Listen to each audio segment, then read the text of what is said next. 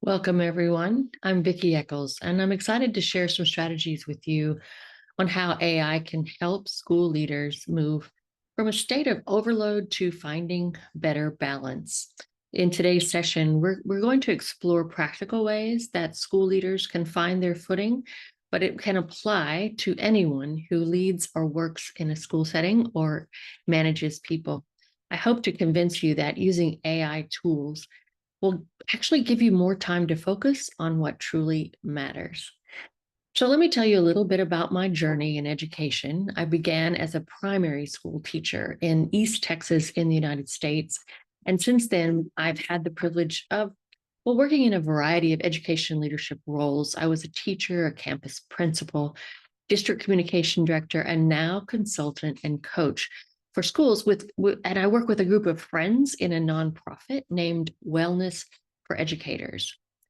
In this AI generated image, actually, you'll learn a little bit more about me. I love hot coffee, enjoying traveling and experiencing new adventures. My first 6 years, I traveled in Bangladesh before my parents moved back to the United States.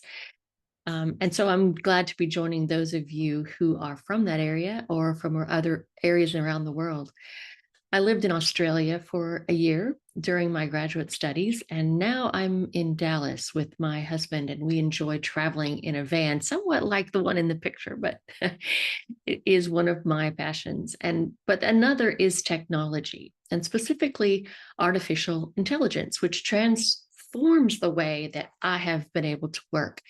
I want to share some insights that I have put into a book that I've entitled AI for School Leaders: 62 Ways to Lighten Your Workload and Focus on What Matters. When I was a principal, the fast pace felt much like a badge of honor, but in reality, it was really not sustainable. After a few stress induced days, I realized I wouldn't keep up this pace at any rate if I didn't change something. It made me reflect on my own well-being and the well-being of my staff. I actually, I like you, I wanted to find joy in my work and help my team do the same, but it was hard. And we were running on empty many days. This burnout crisis is very real. It's affecting leaders and teachers all over the globe, and we're all juggling responsibilities, managing schedules, grading, supporting students, all while trying to find time for our families, for ourselves. And the result, well, it's really a never ending cycle of stress that impacts not only our health, but the culture of our workplace. So consider, how can we move toward a more balanced approach in our work? Well, I propose that we incorporate a digital assistant to streamline tasks and really increase productivity so that we can reclaim time. That will give us a better sense of well-being and a better focus on strategic, human-centered leadership. AI, in my opinion, is a game changer. It's not about adding more to your plate. It's about using technology to actually lighten the load. When I first explored AI tools like ChatGPT, I was skeptical, but I did realize how powerful it could be to streamline small, time-consuming and tedious tasks. And so instead of spending endless amounts of time on reports and gathering data, and I could really give back more to strategic thinking and leadership that really was important for my role, and also take care of myself. So my goals today are threefold. I want to help you streamline tedious tasks, create a healthier work-life balance, and find a way to focus on what matters most because you're using a digital assistant called AI. All right, let's look at what to expect. By the time you finish this session, I hope you'll walk away with a clearer understanding of how AI can support you. I'll explain my favorite generative AI platforms and demonstrate with them the basics about prompt engineering. I'll focus on staying safe and smart with AI, because there are many concerns and important considerations. And lastly, I will, as I said, demonstrate, but I'm going to zone in on data management and school improvement. These are two of the topics that I cover in my book. I also include professional development, collaborative decision-making, supportive relationships through communication, and family engagement. But today, let's leverage AI and learn how to write those prompts. Now, there is a lot of power in learning how to write an accurate prompt. Prompt engineering is actually a new career. It has the potential to get you a really good answer if you know how to ask the chatbot and communicate with it well.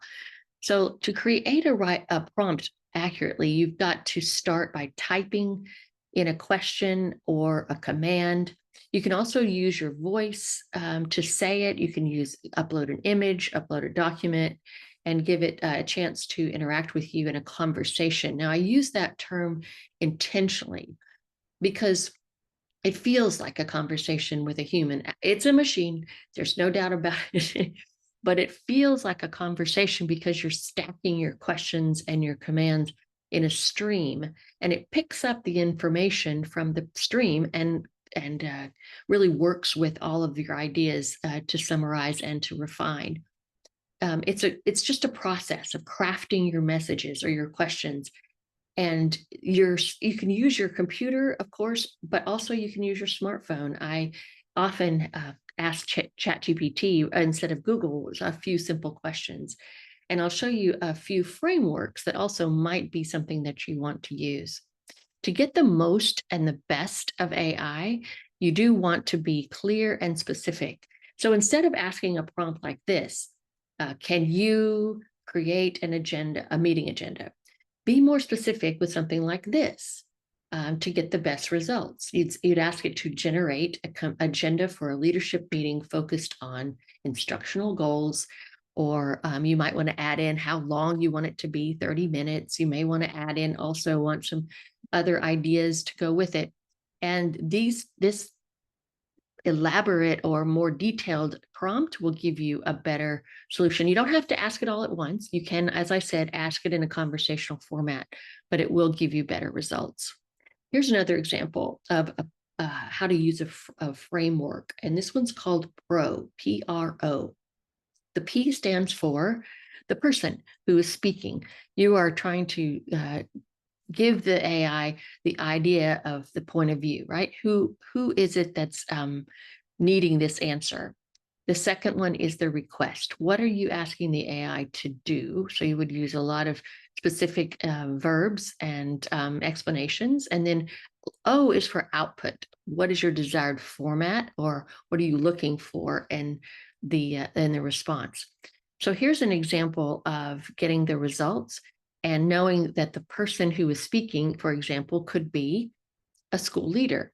So you could tell the chatbot, you are a school leader who's meeting with the team to discuss and assess their current collaboration skills. Let's say that's an issue that you have come across and you want some advice.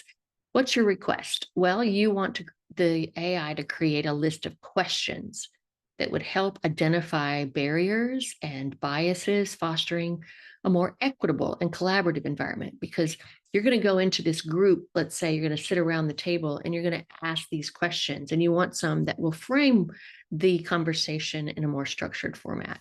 So you're going to ask them about communication norms, conflict resolution, and teamwork. You want these questions to really be targeted.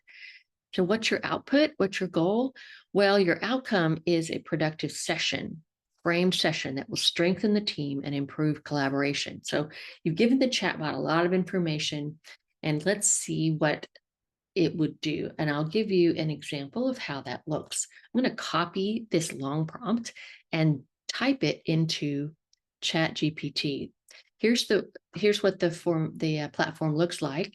This is where I will drop in my prompt, and I can type it in, of course. I can also attach a file here, search the web for this idea, and you can see that I'm using the advanced platform. I purchased a monthly fee for this one because I wanted it to be something that I could use more in depth. There is a free version that works really well. And you can see from the side that I've used it on quite a few different topics. It gives you a history of what I did today and yesterday. So here also some other ways to use ChatGPT. Gives you some prompts to give you an example. You can even have it surprise you. All right, let's see what questions this GPT platform will give me and how fast it goes. If you've used this at all, you know that's one of the first surprises is that it's just at lightning speed. And so it's going to categorize what questions I could ask around these specific things that I ask it to do. Communication norms, it's given me 5, conflict resolution, team dynamics, feedback, continuous improvement, moving forward. So I have a lot to choose from here, and I wouldn't use them all, of course, but I have a lot of choices to give me the best for my framework of a conversation. All right, let's go back now to staying smart with AI, because as you start to use it, you're going to want to know these very basic parameters and guidelines. While it has immense potential, we really have to approach AI with caution and to be smart with it. I like to think of it like a machine that you're about to use that you need training. For instance, a power saw versus a handsaw. Now, both of them would need training, but we can agree that the power saw is going to be much more difficult and complex and dangerous if it's not used correctly. So it's crucial for us to use this particular tool, the AI tool, as if it were a power saw. It definitely gets the job done faster than the more traditional methods, but it does require careful, thoughtful approach. A trained hand, or it can be dangerous because what it can do is include bias in the responses because it's trained by humans who are biased, right? And it can be inaccurate. It can even raise ethical concerns. So it is something to learn more about, to get deeper. And if we misuse it, it will be even by using it too often and relying on it too heavily, it can give, without our critical thinking, it can give us some serious consequences. So what I have offered is a list of 6 ways to stay smart with AI. And these I go into in depth in the book, but I'll just briefly go over them here. To establish safety standards, you want to get your acceptable use policy up to date. You want to put in guardrails and definitely put in standards for everyone to learn and use.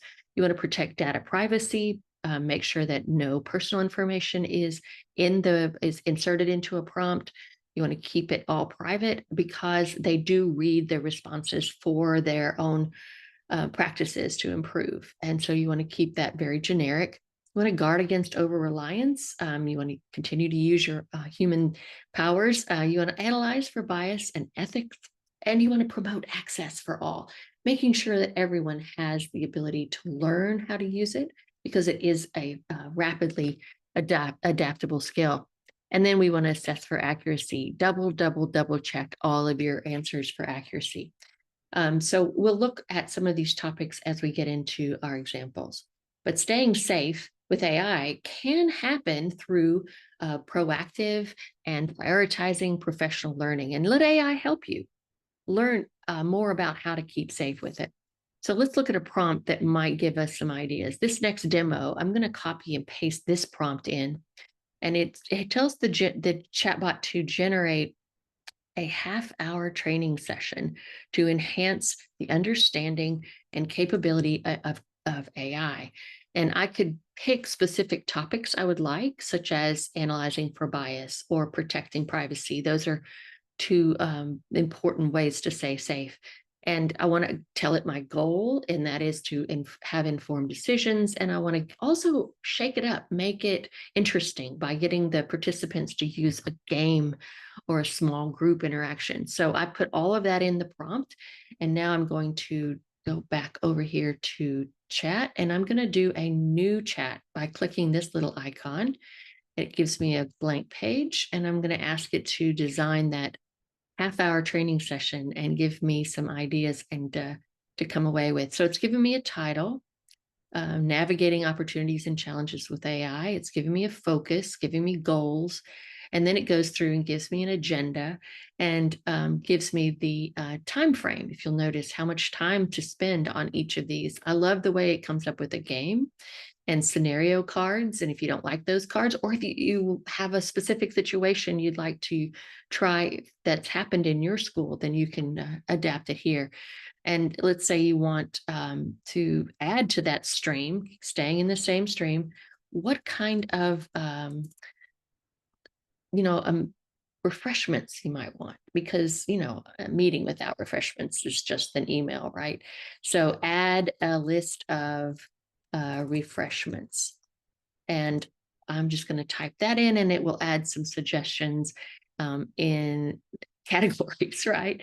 Beverages, snacks, sweet and savory. It's just fun to see all of the options you can get. And it's more like a, you know, an option that gives you much faster and more creative way to think.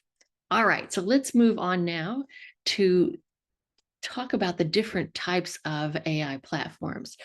You know, generative AI is fairly new to the majority of us, but AI is not, as a technology, is not new.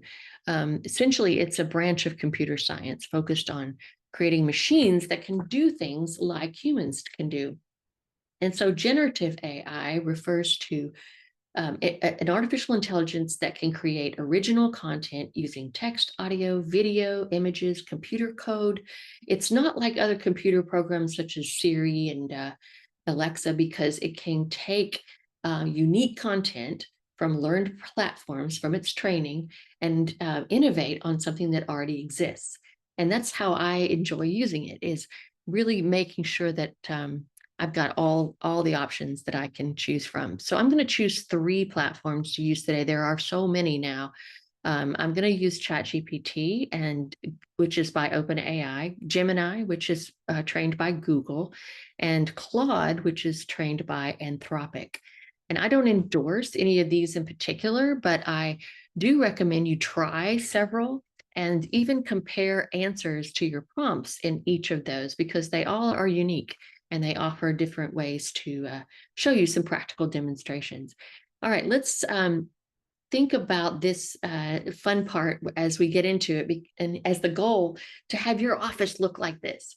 You know, if you're using AI in action, your office will be empty and you'll be able to leave on time, right? And maybe you'll be out during the day and your office will look like this because you're working with students and staff and not chained to the emails at your computer. So I'm going to demonstrate first with ChatGPT. And I'm going to offer you this particular prompt that is about the meeting agenda and focusing in on instructional leadership goals, and that 30-minute interactive discussion about student engagement strategies. Let's see what Chat would do with this particular prompt. I'm going to start a new prompt window and ask it to give me the agenda. And here is something similar that you saw in the previous prompt, but they're going to give me a chance to go through and think about a place to insert ideas, give me some interactive activities as I did before. And if I don't like those particular activities, again, I can add to them. And this has breakout groups with specific strategies. So I could say, elaborate on part 2 of number 4. And it will pick up and take just that section and give me more information. You can say add a slide projection or anything that I want to add to that. I can continue to keep it at work. Let's look at another prompt, and that would be using ChatGPT to give us some data analysis, management and analysis. So Gemini, as I said, is created by Google, and it's particularly useful for those of you who use the Google suites of tools like Sheets and Docs and Slides. It gives you the opportunity to connect it to your Google Drive, and it will really shine in data analysis and reporting because it integrates with those and it streamlines the process so quickly. So I'm going to look at creating a survey for any kind of audience, and I'm going to choose faculty. I've asked it for 5 questions, but it could be many more, could be 1 or 2. But if you have a bunch, you can always choose which ones you like. And then I've asked it only for open-ended questions. Of course, you can ask it for multiple choice. You can ask it for the ranking. I like open-ended with ChatGPT or with an AI generated survey because it can analyze those comments so quickly and you can compare how it looks. So after I would give it this first prompt, then I would enlist it to analyze the data with this prompt. Use the data provided to analyze the responses to inform a campus culture audit. So it can give me some feedback, identify patterns that might be hidden, analyze areas of improvement and opportunity for positive change in our school community. And then I would just drop the comments that are anonymous, unidentified, and have it analyze those for me in a really formatted way. Now, I can't do that since I don't have the data, but I am going to give you a chance to see how it would write a survey. And that particular survey, let me go back to it, is create a survey for the faculty with 5 questions. I'm going to go over to Gemini, and it has a similar dashboard. Here's where I start a new chat, and it's already ready for me with that open prompt here. You notice here I can upload an image and I can use a microphone. So I'm going to drop in the request for a survey, and it's going to generate my 5 questions for me. I could ask it to give me an introduction to the survey if I wanted to add that. And oh, I misspelled survey. Still understands it. Thankfully, it keeps up with me. So here's a way for me to introduce the survey, and it just took me a couple of seconds. And then I take that information and drop it in to a form and get it out. And I would have to collect it digitally so that I could copy paste it into the next prompt. I've also had luck with focus groups. If any of you have tried that, you have someone on their computer typing in the responses as people in the small group are responding to questions. That way you really speed up the process of the feedback. All right, let's go back now on to the next platform, and that's Claude by Anthropic. And this platform excels in also giving you a lot of good ways to collaborate, communicate, and make decisions based on data analysis, also summarizing notes, and getting some very nuanced professional communication. So let's say we're going to draft an email to a parent about an upcoming school event. And rather than starting from scratch, I could just have this simple prompt: write an email to parents about an upcoming school event. This would be the science fair. And I want to encourage participation, but I'm also going to need to include those details in it. And so looking at Claude, you see here is the place that I would enter the prompt. And it has a lot of options. It has an upgrade option as well, and lots of, and my history from my recent chats. So I'm going to drop that in, and I'm going to add markers for date, time, and location, because I don't have those yet. So it'll just give me a space to put those in. Then it comes up with an email to those parents in 2 different sections. And so what they're doing here is the actual email. So it started here with the subject and the parents, and it's got bullets because it knows parents need some quick information to glance over. Here's a place I can click to open the document in a separate space, or I can copy the document. I can retry what I like. It's always going to ask if you thought this was you can evaluate their work, but you can also capture a screenshot of this page or upload a file. And if I want to publish it, I can go to these buttons as well. So it gives you a great idea of how fast you can do it. Now, many of you also use social media. So let's take a look at creating a prompt that would give me 10 social media posts for families. And this time it's the end of year award ceremony at my school, and I've given it the date and time. But I also want emojis and hashtags. So I put that into the prompt, and I'm going to be able to see those in the screen. So we're going to go back to Claude, and let's see. Instead, I'm going to use Gemini. Let's go to a new chat, drop in, and it will give me those 10 responses, which I can then schedule in my social media platform. And it gives me the emojis and the hashtags as well. And if I don't like those 10, or if I need more, I can ask it unlimited number. Also, if I ask it for low income family strategies, which I did in this particular prompt, it will give me some more ideas. This came from an idea of my friend Andrew, who's a principal in the Dallas area, and he wanted to have suggestions for his particular school setting. So I added that to the prompt to give me more ideas right here, suggestions on how to use these communication in a lower income families.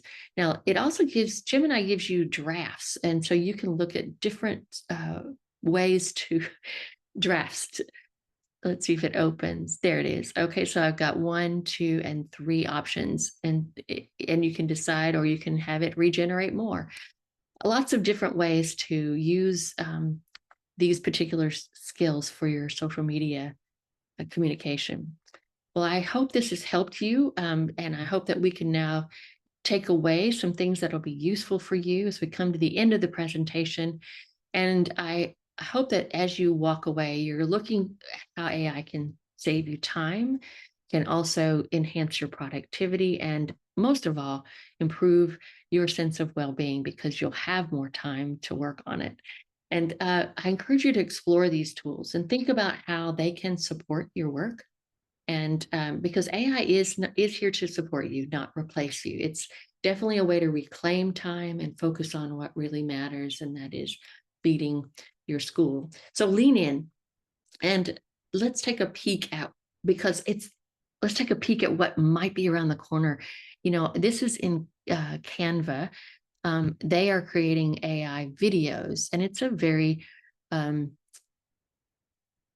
simple short video, but it didn't, and it's not perfect, but it is showing you that we're moving faster toward the changes in the way AI is going to work. And it shows that it's transforming lots of communication tools. So I encourage you to try out these tools this week and start small, but then explore, because you are about to find new ways that you can really impact your school, as well as your own work and life balance. Sure, there are challenges, and I know that there are ways to stay smart, but I have no doubt that as leaders, you have the power to shape AI's role for the greater good. And so I close by inviting you to really lean in and lead the way. If you want to stay connected, I'm on LinkedIn, and I'm also on this website. So I hope that you will connect with me in future conversations about leadership and how AI can help us lead with clarity and with care. Thank you so much.